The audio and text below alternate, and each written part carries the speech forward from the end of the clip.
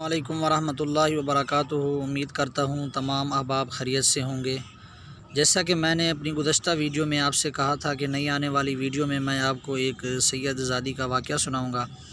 तो दोस्तों, ये एक हज पर सफ़र करने वाले एक हाजी की दास्तान है जो एक काफ़िले के साथ हज के इरादे से घर से निकला।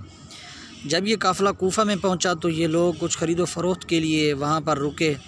तो ये हाजी भी बाज़ार की तरफ जा रहा था तो इसने एक मंज़र देखा कि एक खातून एक मरे हुए जानवर से गोश्त काट रही है। वो बड़ा हैरान हुआ कि ये खातून इस गोश्त को क्या करेगी, हो सकता है ये लोगों को बेचे। तो उसने उसका पीछा शुरू कर दिया। वो औरत वो गोश्त लेकर एक घर में दाखिल हुई जहाँ पर नौजवान 3-4 लड़कियाँ रहती थीं। उसने उन्हें वो जो गोश्त जाकर दिया और कहा कि इसे पका लो और अल्लाह का शुक्र अदा करो। ये नौजवान जब इस मंज़र को देखता है तो इससे रहा ना गया और वो घर में दाखिल हुआ और कहने लगा, ए खातून, तुझे रब का वास्ता है, तू इस गोश्त को फेंक दे। क्या तू नहीं जानती ये मुर्दार है और मुर्दार खाना हराम है? उस औरत ने कहा कि मैं जानती हूँ हमारी शरीयत में मुर्दार खाना हराम है, लेकिन ये भी जानती हूँ कि मजबूरी के वक्त जान बचाने की खातिर इसे खाना हलाल हो जाता है। वो नौजवान कहने लगा कि ऐसी कौन सी मजबूरी आ गई है जब तुम मुर्दार खाने पर मजबूर हो। उस औरत ने कहा कि इन बच्चियों का बाप जो है वो फौत हो चुका है। हम सैयद घराने से ताल्लुक़ रखते हैं, आले रसूल हैं, और हम किसी से भीख भी नहीं मांग सकते। मजबूरी की वजह से हम ये मुर्दार खाने पर मजबूर हैं। उसने कहा कि अल्लाह के वास्ते इसे तुम फेंक दो और मैं तुम्हें कुछ खाने का तुम्हारे लिए बंदोबस्त करता हूँ, उसे मेरी तरफ़ से कबूल करो।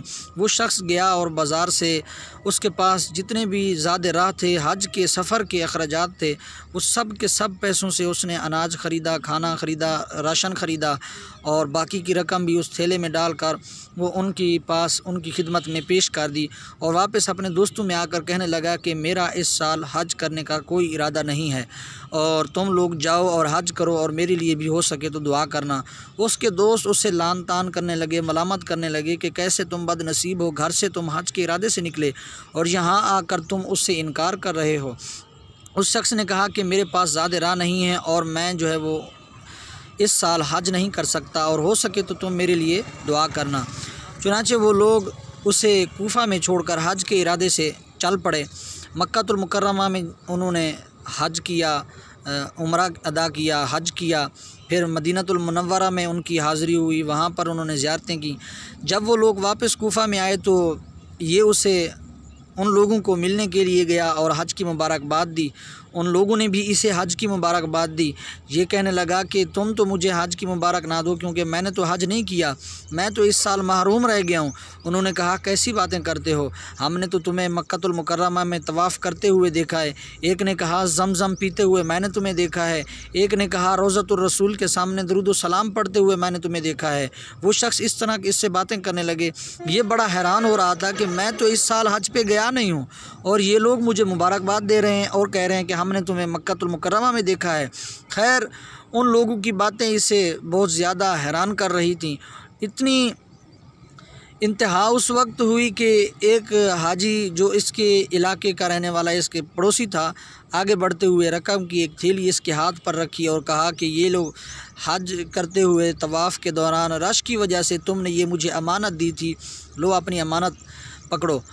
ये शख्स बड़ा ही हैरान था, बड़ा ही परेशान था कि ये क्या मामला है, मैं तो इस साल हज पर गया नहीं हूँ और ये लोग मुझे ऐसी बातें कर रहे हैं। खैर, जब वो रात अपनी ठिकाने पर गया और रात को सोया तो ख्वाब में प्यारे मुस्तफ़ा सल्लल्लाहु ताला अलैहि वसल्लम ने उसे अपनी ज़ियारत से मुशर्रफ़ फरमाया और हुज़ूर अकरम सल्लल्लाहु अलैहि वसल्लम ने उससे फ़रमाया कि हम तुझे कितनी दलीलें दें कि तुमने इस साल हज किया है। वो कहने लगा, या रसूलल्लाह सल्लल्लाहु अलैहि वसल्लम, वो लोग ऐसे कह रहे हैं, मेरी तो कुछ समझ में नहीं आ रहा।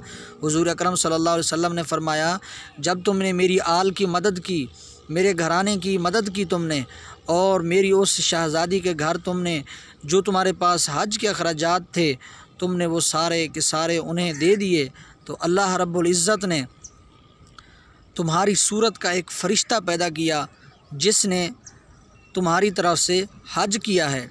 और सिर्फ़ यही नहीं बल्कि अल्लाह तबारक व तआला ने तुम्हें इसका ये अजर दिया है कि वो तुम्हारी शक्ल का जो फ़रिश्ता है तुम्हारी तरफ से हर साल क़यामत तक हर साल तुम्हारी तरफ से हज करेगा। तो ये जो रकम है ये उस रकम के बदले में تمہیں اللہ تعالیٰ نے دنیا میں انعام دیا ہے، اور آخرت میں تمہارا انعام یہ ہے کہ میں خود تمہارا شفیع اور تمہارا گواہ بنوں گا۔ دوستو، اس واقعے سے آپ کو یہ سبق ملا، یہ ایک سچی داستان ہے، یہ ایک سچی داستان ہے، اور حبیب کبریا احمد مجتبیٰ صلی اللہ تعالیٰ علیہ وآلہ وسلم کا فرمان عالی شان ہے کہ جب کوئی شخص کسی مومن کے دل میں گندم کے دانے کے برابر بھی خوشی داخل کرتا ہے، اللہ تبارک و تعالیٰ اسے بغیر حساب کتاب کے جنت میں داخل فرمائے گا۔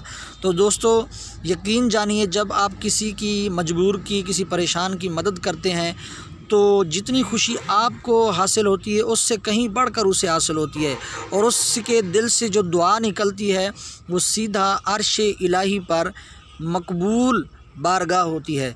تو عید کا موقع قریب آنے والا ہے، ایسے لوگوں پر نظر رکھیں جو سفید پوش ہیں، جو مانگتے نہیں ہیں، بالخصوص آقا کریم صلی اللہ علیہ وآلہ وسلم کے گھرانے والے، جن کو لوگ یہ سمجھ کر کچھ نہیں دیتے کہ ان پر تو صدقہ جائز نہیں ہے، لیکن صدقے کے علاوہ انہیں تحفہ دیں، انہیں ہدیہ دیں، تاکہ یہ لوگ بھی اپنی زندگی کو خوشگوار طریقے سے گزاریں۔ اس پر اللہ کے رسول صلی اللہ علیہ وسلم بہت خوش ہوں گے، اللہ راضی ہوگا۔ اللہ تبارک و تعالی ہمیں ہمیشہ مجبور لوگوں کی، غریب لوگوں کی مدد کرنے کی توفیق دے۔